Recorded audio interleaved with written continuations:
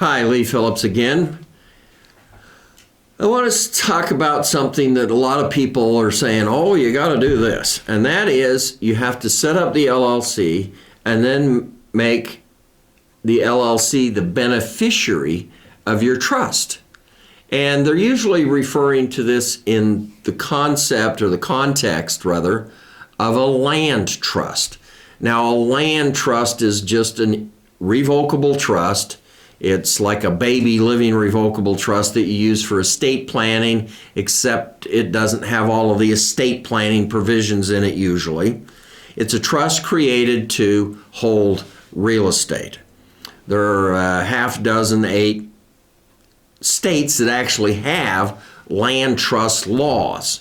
Unless you're in one of those states, Illinois was the first one, unless you're in one of those states, then your land trust is looked at as a baby living revocable trust. So they say, okay, make your land trust and then have the LLC be the beneficiary of the land trust, and that gives you asset protection. And I've got to have somebody explain that to me because I've talked to a lot of lawyers. I've scratched my little noodle and thought about it. And none of us, who I'm going to say are in the know, can figure out what the LLC acting as beneficiary does for you in the way of asset protection. A beneficiary usually doesn't have any ownership in a trust. They have the potential of getting the benefit from the trust.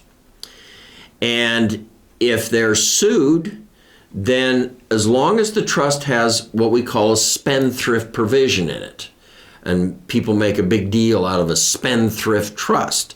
A spendthrift trust is just a trust that has one paragraph out of the 40 pages that says the beneficiary doesn't have any rights to their beneficial interest.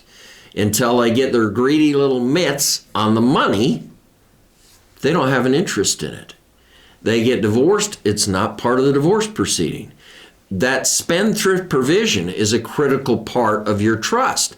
But if the spendthrift provision is there, then the beneficiary can't get sued and have the trust affected. They can't give away their beneficial interest. They can't do anything. They are detached from the beneficial interest that they have in the trust. If they get money, it's their money. Somebody can sue them and take it away from it.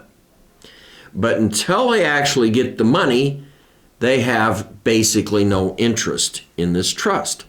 So the spendthrift provision is important. Why do we have an LLC as the beneficiary of the trust? When the beneficiary of the trust, you can't sue the beneficiary and get at the trust. Why do that? I don't know. And if somebody wants to tell me, I'm certainly willing to listen to them, and I will redo this video.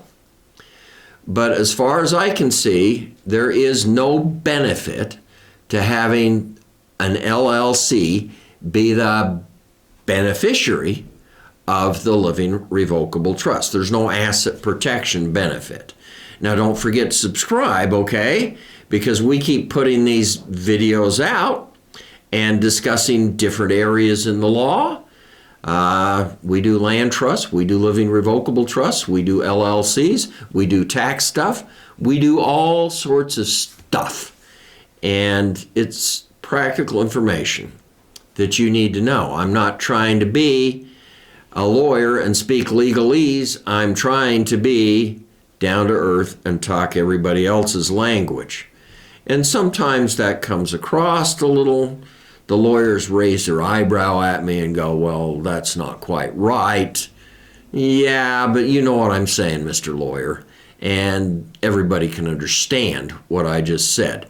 So don't forget to subscribe. We will send you an email when we send out or put out a new video so that you'll be up on what it is. You don't even have to open the email, but it's just a notification.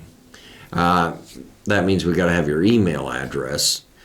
and we don't really get it when you subscribe. So if you want us to email you, you're going to have to email us your email and ask for it.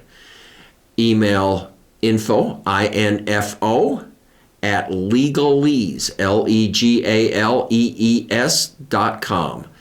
Info at legal, legalees.com. It's a pun on my name. Lee Phillips talking about legal stuff.